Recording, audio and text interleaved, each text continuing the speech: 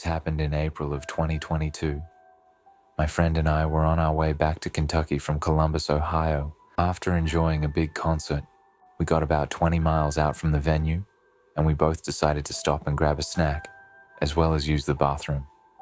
We did our business, got our snacks, and hopped back into my car and ate. I looked at the GPS and realized it had changed our route from the interstate down some highway. I didn't really question it much because it was already 12 a.m. and we were exhausted and wanted to get home as soon as possible. We started making our way down the highway when I realized there was literally nothing. No other buildings, no lights along the road. The only place I saw when we got off the exit was that gas station. Just the gas station, absolutely nothing else. There were hardly any trees we could see on our way down the highway, just open and flat fields. My GPS told me after about 5 miles to turn onto a small road. I thought it was weird that I had to turn onto a road that didn't even have 2 lanes or any lights. Just 3 sporadically placed houses that didn't even look like someone lived in them. At this point, I started feeling really off.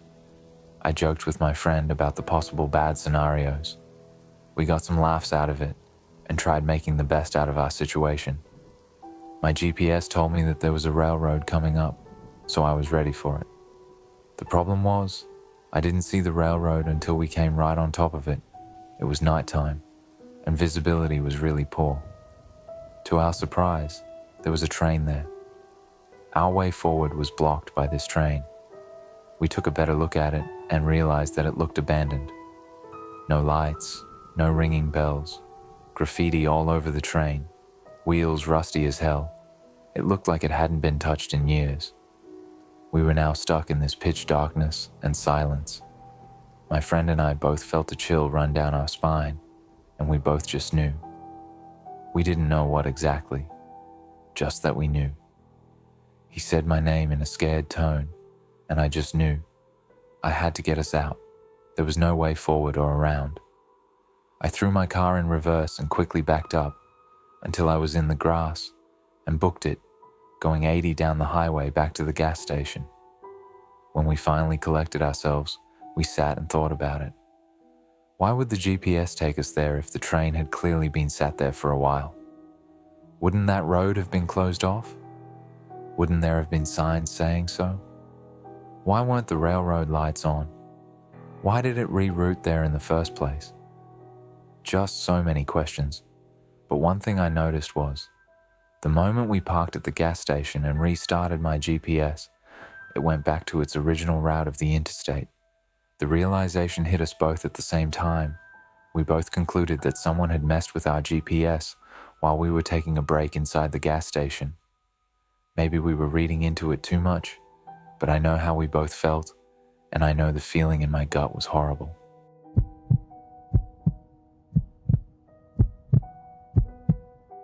My mom and I were always big road trip enthusiasts. Being her only daughter, we loved spending time together. This incident took place when I was about 8 or 9 years old. The summer holidays had begun, so we planned to go on a long road trip, just me and her. Everything was going great until we started driving on this isolated road.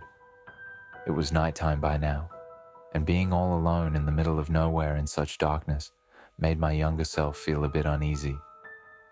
My mom reassured me that everything would be fine, and we kept on driving while listening to some music to cheer up the mood. What happened next caught us both by surprise.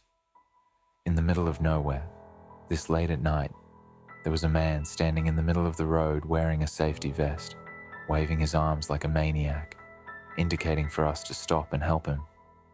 My mother hesitantly pulled over and asked him what was wrong. He said that he was in the military and that they had to hitchhike for base training. My mother let him in, and he sat in the back seat right next to me. My mother started driving while he tried making small talk with me. I didn't feel like talking to him because he was a weird stranger, so I tried ignoring him. Slowly, he started talking about more inappropriate things and his fantasies. One of the things I remember is that he had a big fantasy about female nurses. My mother noticed how close he was getting to me and how uncomfortable I was, so she tried showing interest in his words to shift his focus away from me. She started pushing harder on the gas pedal so that we would go faster to his destination. My mother wanted him out of our car as soon as possible. At one point, the guy noticed how much my mother was speeding, and he told her to slow down a bit. Sometime later, it started to rain pretty hard, so my mom told him she was going to pull over and let him out at an overpass so he would stay dry. He argued with her for a little bit, but he eventually listened and got out. After that, we never saw him again. When I got older, my mom told me just how scared she really was during that experience. I think we got very lucky that day when he finally listened to her and decided to get out of the car.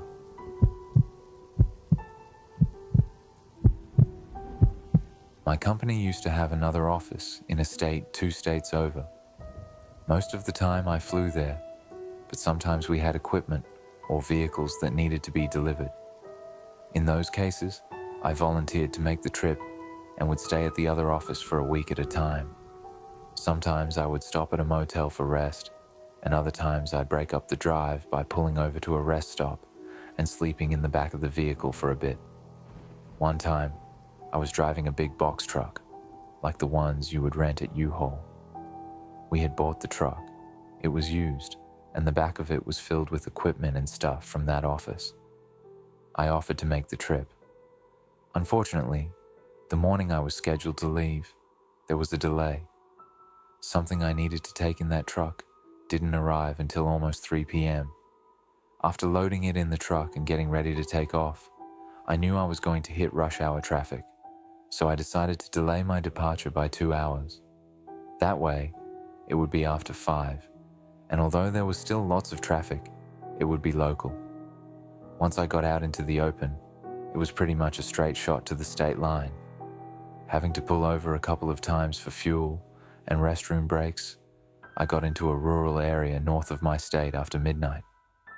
I pulled over one last time that night for fuel and coffee. The next stretch was going to be very dark and desolate, so I was preparing myself. I knew there was a last stop rest area near the border, so I pulled over there to use the restroom, stretch my legs, and maybe rest a few minutes before moving on. I pulled up to the rest stop, and to my surprise, it was empty. It was somewhat well lit, and I'm in pretty good shape, so I wasn't too worried about my safety as I used to box. I went to the restroom and washed up a bit, but when I made it back to my truck, I saw that there was a pickup truck now. It was parked right next to my truck. A guy was standing next to my truck, and he started making small talk. He then asked me if I was having any mechanical problems with my truck. I found it a bit odd, but I told him everything was fine. I got back in my truck and took off. After that, there was a long stretch, mostly forested area. It was kind of creepy driving through that area at 3 a.m. All of a sudden, all the lights in the truck turned off. Headlights, instrument lights, even the running lights. I tapped on the brakes and looked behind me. Even the brake lights seemed to be out. Thankfully, it was a moonlit night, enough for me to see ahead of me. I was more angry than scared, so I slammed my fist on the dashboard and yelled something bad about the truck. Somehow it worked, and suddenly, everything came back on. I drove, looking for somewhere to stop, like a gas station, motel, shopping center, or something, but nothing was in sight. I remembered a gas station I had stopped at another time, which was in a city about 10 more miles up the road. I made it to that gas station and noticed that shortly after I pulled in, that same pickup truck with that guy pulled over. He wasn't pulling over by the pumps. He was trying to park his truck somewhere near me. This is when I got the gut feeling that he might have done something to my truck. I started putting fuel in the truck, thinking about my next move. Just as I was about to get back in my truck and try to make it on, a cop car pulled into the station. I waved at it and got out to talk to the cop. I made some small talk with him and pointed back in the direction of the street where that pickup truck was pulled over. After I did that, he quickly drove off. After that, I asked the cop about a nearby motel and gathered some information about the area. I got back in my truck and started driving. I kept looking behind me to see if the truck was following me, and I think it was, but I wasn't sure. I made it to another town, a bit larger than the one I had left, and there was a motel I could stay at. I found the motel right next to a gas station, checked in, locked up my truck, grabbed my bag, and kept looking around me like I was expecting something to pop out. I got into my room and tried to sleep, but I couldn't stop looking out of the window. I only got a couple of hours of sleep. I eventually made it to my office and asked them to have the truck looked at by a mechanic. I told them the full story, and they reported back to me after I was back home that the mechanic found nothing wrong, and they never experienced the same issue. I'm not sure what happened that night, but from what I could tell, that guy in the pickup truck was acting really strange.